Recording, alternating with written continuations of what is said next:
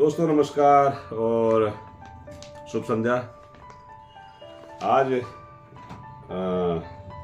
एक सामान्य ब्लॉग से थोड़ा हटकर आज मैं एक काव्य पाठ कहूँगा या जो भी है, लेकिन है इस पेपर में। ये शायद आप सभी ने देखा भी होगा, क्योंकि ये हमारे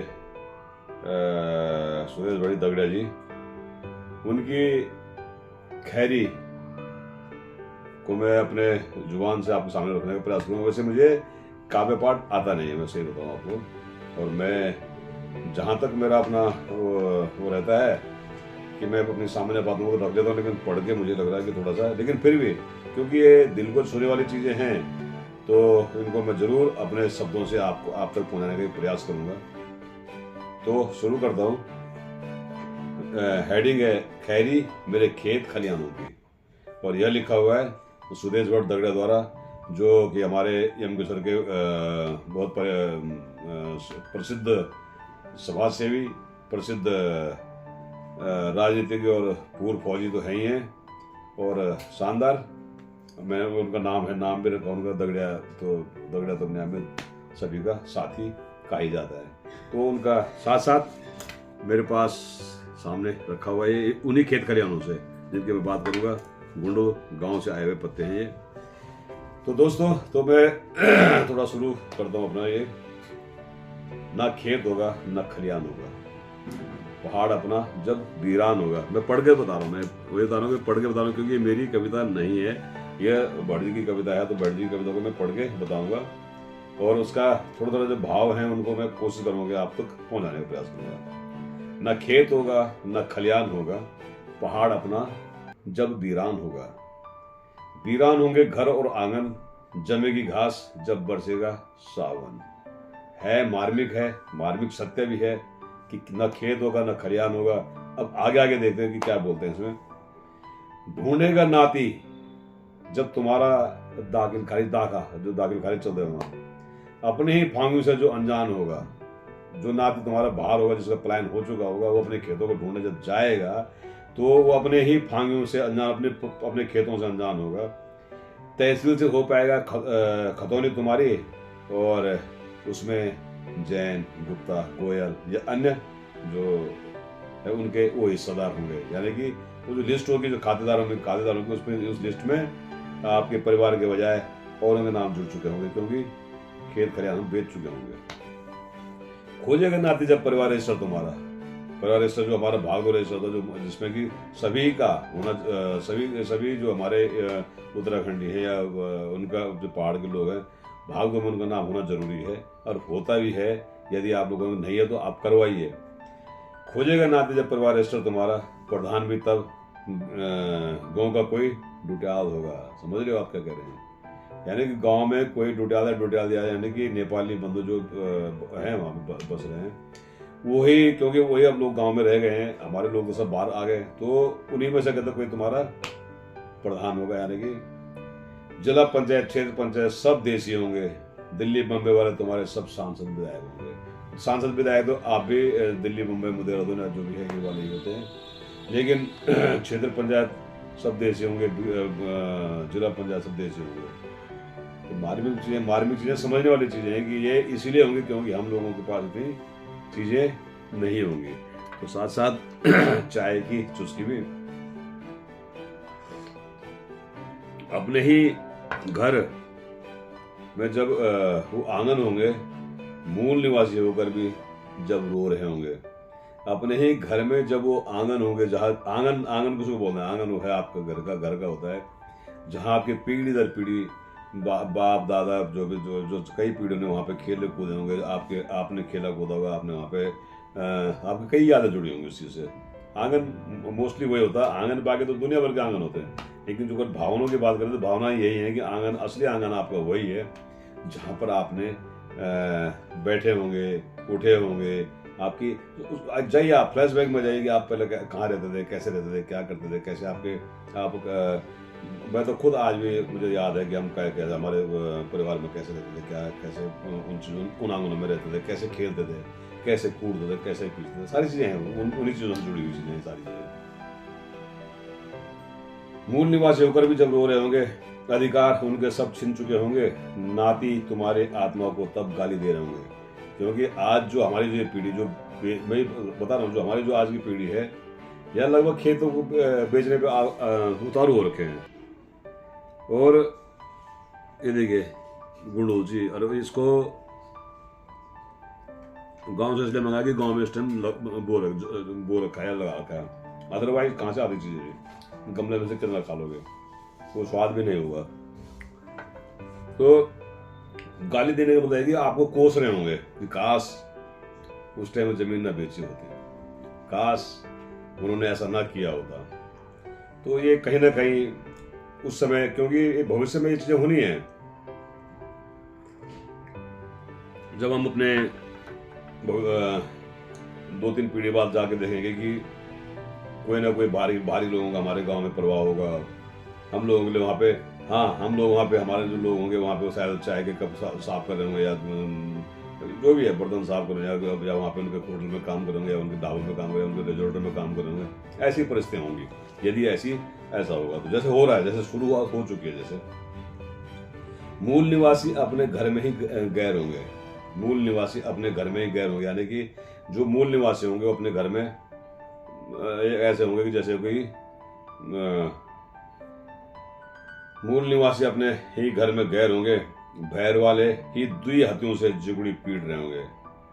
तो भैर वाले भी दुई हथियों से जुगड़ी पीट होंगे। भैर वाले घर कला जुगड़ी पीटल तो वो पीटला शर्मा जो हमारा जो ब्याह चलो 2-3 पीढ़ी बाद जब उधर जगह भी नहीं मिला।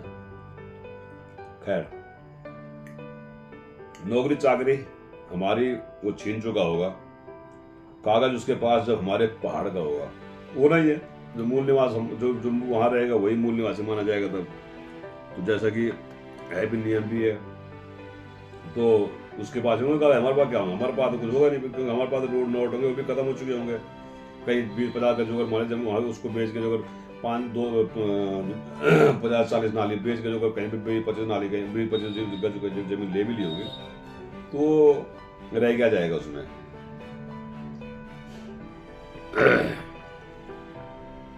तो ये चीजें होंगी। पार जल जंगल जमीन हमारा छिन चुका होगा, छिन गया, वैसे छिन चुका होगा नहीं, छिन चुका है।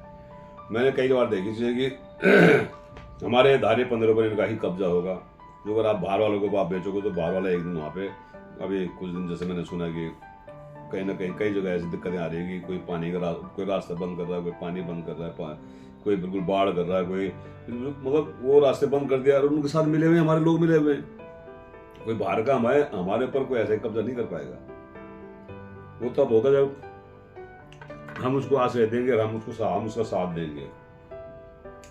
नौकरी पेशा में बच्चों से देशों का होगा, यानी कि जो नौकरी पेशा जो हमारे क्षेत्र के मिलेंगे ना, उनके बच्चों को मिलेंगी।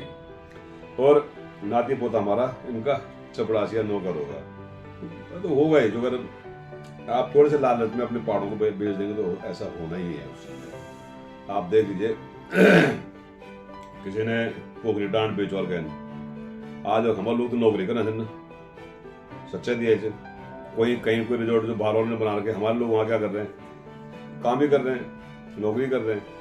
और अपना रिजोर्ट खोल देंगे तो ऐसे लोग भी जिन्होंने अपने रिजोर्ट खोले हुए हैं, उसमें कई लोग हैं हमारे, सुदेश भट्ट जी हैं, हरे कब्रान जी हैं, PR जोशी जी हैं, शर्मा जी हैं, कई लोग हैं, हमारा अभय शर्मा जी हैं, कई लोग हैं।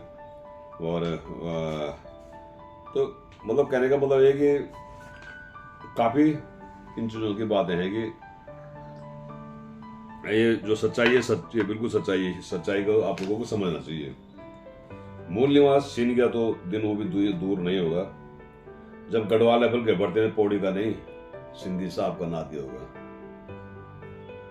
नाती फर्स्ट आएगा, दिक्कत है तब गढ़वाल। असल में क्या, हमारे जो पहाड़ से जो नीचे लोग आ गए वो कहीं ना कहीं फिर अब इन चीजों में रच बस जाएंगे। जो रच बस जाएंगे तो आप मान के चलिए कि समस्याएं आएंगी कि हम उस लायक रहेंगे नहीं, क्योंकि पहाड़ के जो अभी इस टाइम हमारी जो ह्यूमिनिटी है, जो गांव में जो लोग रह रहे हैं, उनकी ह्यूमिनिटी और हमारे जो शहरों में रह रहे हैं उनके बहुत जमीन और आसमान का फर्क है।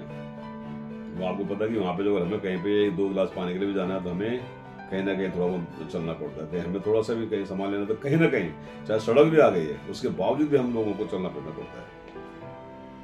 तो जब गढ़वाल लेवल की भर्ती होगी बोलते सिंधी साहब का नाती फर्स्ट होगा, फिर ना खेत होगा ना खलियान होगा, अपना अस्तित्व से पहाड़ जब वीरान होगा।